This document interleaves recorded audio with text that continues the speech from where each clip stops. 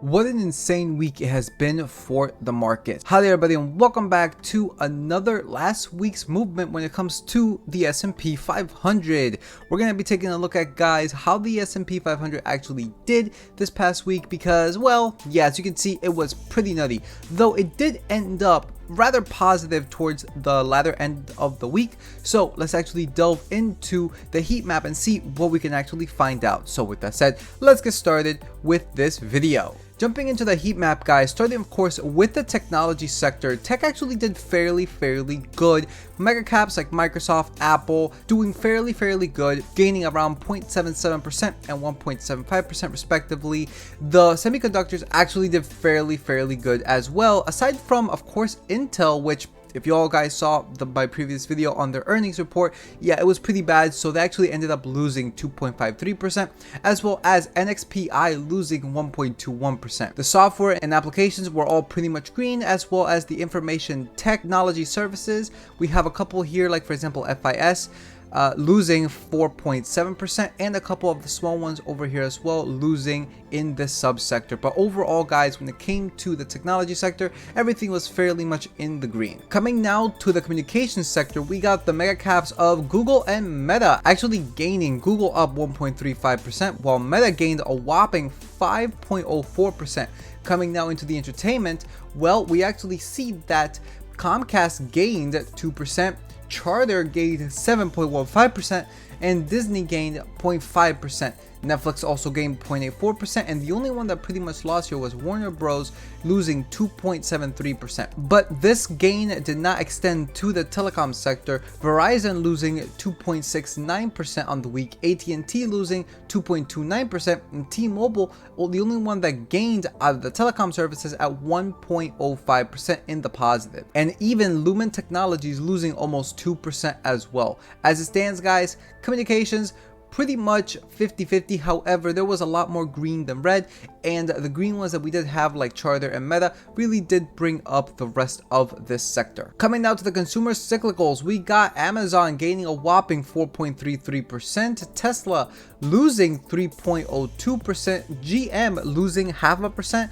while Ford gained 4.15%. We also have Home Depot as well as Lowe's gaining a massive amount. Unfortunately, Lowe's is almost up to $200 again, and well, Home Depot has gone up above the $300 mark, currently at $309. Couple of restaurants here like McDonald's losing 1.57%, Starbucks gained 1.12%, Yum Brands losing 3.36%, CMG was a massive one that had earnings, I believe, last week. It gained 2.34% to a current share price of $1,600. Absolutely massive. Companies like Nike lost about 1%, but overall this sector was very mixed. You have the mega caps like Amazon, Home Depot, and Lowe's that essentially gained a massive amount, but you also had a couple of other ones that lost a significant amount as well. Pretty much a 50-50 sector. Coming now to the consumer defensives, we got Walmart losing a whopping 4.14% on the week,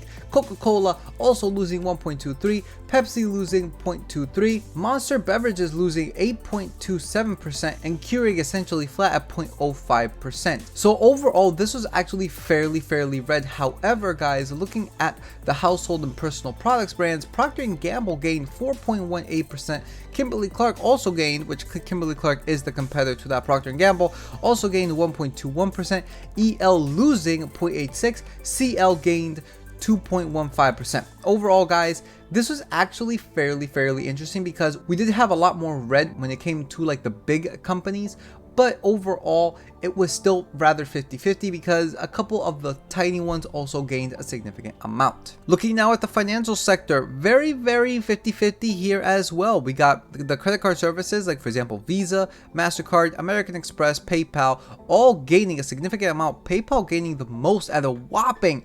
10.16%, and the only one that lost here was actually Capital One, losing 3.19%. When it came to the banks, JP Morgan up 0.35, Bank of America 0.44, Wells Fargo losing actually 0.25, and Citigroup losing almost 0.5%. In the insurances subsector, we got Berkshire Hathaway losing almost 3%. And when it came to the capital market, it was significantly more green. However, we still have a couple big names, like for example Berkshire Hathaway as well as Capital One, that did lose a little bit. And of course, we also had a couple of small ones over here that lost a significant amount as well. But aside from that, guys, essentially a 50-50 split once again. Now, coming to the sector that actually lost the most so far from the ones that we have seen is actually the healthcare sector. A lot of companies here, a lot of the big companies actually lost a significant amount. J&J losing almost 2%. Eli Lilly after earnings got crushed, losing 8.61%, which actually, guys, I did a video on Eli Lilly, so make sure to check that out. Pfizer losing 2.5%. AbbVie losing 3.81%, which by the way, guys, AbbVie is a company that I would love to keep buying more and more. This is actually my third biggest holding so far in my portfolio. So if this thing were to fall even more to like sub 120, that would be absolutely insane. Merck losing 2.16%, Bristol Myers losing 2.25%, Amgen losing 0.5%. Gilead, however, did gain a 2.24, Biogen gained 1.5, and Organon losing 0.69%. So when it came to the drug manufacturers, everything here was essentially in the red except for about 2 companies. Now, everything else was actually fairly 50-50. In the healthcare plans, the big one that gained was actually CVS, gaining almost 7%, while the worst one was actually UNH, losing 1.34%. Diagnostics sector, we have a couple of the small ones here, like Dexcom actually was the highest one that gained at 8.54%. However, we did have Waters Corporation losing 7.19%. But overall, guys, this was by far one of the worst sectors that we have seen so far, mainly because of the fact that the actual big companies were the ones that actually lost the most. Coming now to the industrial sector, a lot of green here. However, we do have a little bit of red when it came to actually Caterpillar losing 6.5%, and a couple of small ones here like Generac losing 7.52%. But overall, this sector was mainly in the green, Boeing gaining 3.6%. So rather kind of mixed, right? The ones that did lose but didn't lose much, like Honeywell, Raytheon, and Northrop Grumman, did lose, but it wasn't too bad. But overall, this was rather pretty much in the green. Coming down to the real estate sector, we actually have a lot of red here. CCI losing 1.25%. American Tower gained 0.5% though. Equinix losing 0.89%. One of my favorites, Realty Income, losing 1.66%, Prologis losing 0.88%, and when it came to like DLDR, which is like re-offices as well as re-healthcare facilities, they were all pretty much losing. This is actually a really bad sector as it stands. Looking now at the utilities, we got the big name NextEra Energy gaining 4.13%, Southern Company gaining 0.5%, Duke losing 0.7%, and overall, this is actually kind of mixed. You see here Zell gaining 0.85 as well as ED losing 2.1. So it's actually rather mixed. Unfortunately, the one that I really wanted to drop was NEE, and they actually gained a massive amount. Now coming to the reddest sector, actually, this is the reddest sector in the whole entire S&P 500 because there isn't a single green here. We got the energy sector, ExxonMobil, guys, losing 8.75%, Chevron losing 6.19%, ConocoPhillips losing 4.7%,